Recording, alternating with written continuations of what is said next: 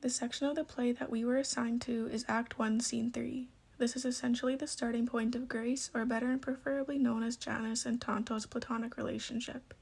They bond through sharing similar experiences in terms of adoption, and this is a major event within the rising action of the plot.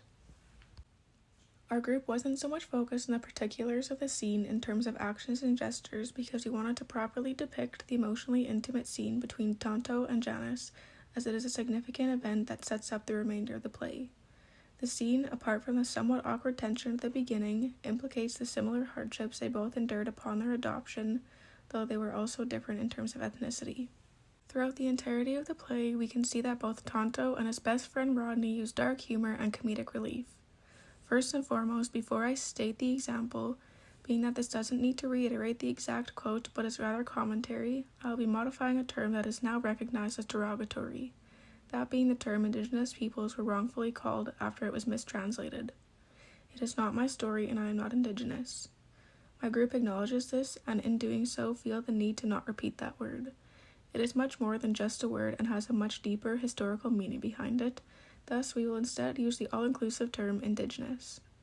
Using the term Indigenous today, to us, truly depicts the meaning of moving forward, whereas the derogatory one disregards the whole point of Canada's truth and reconciliation journey. Anyways, back to the example of Tonto and Rodney's dark humor used for comedic relief.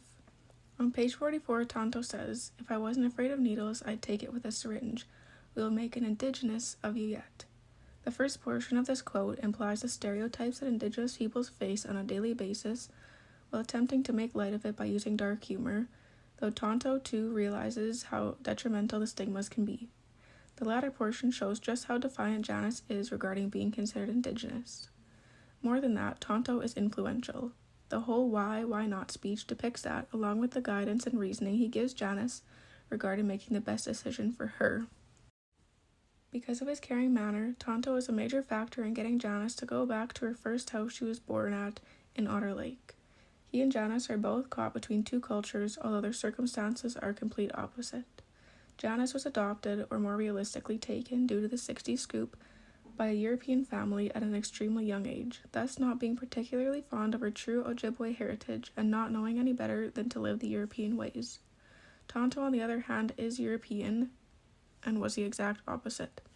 His mother passed away due to her dependency on alcohol, so he was adopted by the Stones, who were Indigenous, eventually adding Rodney, who became Tonto's best friend and non-blood brother. Saying that, Tonto is very much in touch with Ojibwe traditions and ways of life, unlike Janice. In future scenes of the novel, Janice and her sister Barb have a truthful conversation of their differences while being intoxicated, and Janice receives a birthday gift from her late mother, Anne. This is all because Tonto convinced Janice to go back with them to Otter Lake, him going along for moral support.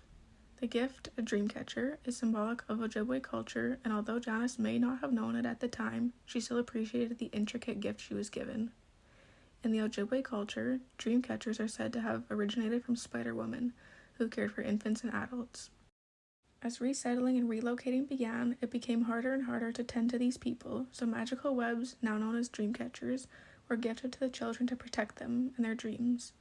While dream catchers are still widely known today, the authenticity behind them has dwindled greatly, and people like Janice, who are not so in tune with her heritage, may not know the true meaning behind them, instead finding them beautiful pieces of art. However, it was then that she truly felt connected to her culture and her sister for the first time. This scene goes to show that although she was not close with anybody at the beginning and was troubled, focusing on success and materials, Janice and Tonto's discussion led her to accept her true identity, and through that she also gained some reassurance for herself, gained friendships and a true relationship with her sister, as well as got to say goodbye to and made peace with her birth mother while being more in tune with her culture and herself.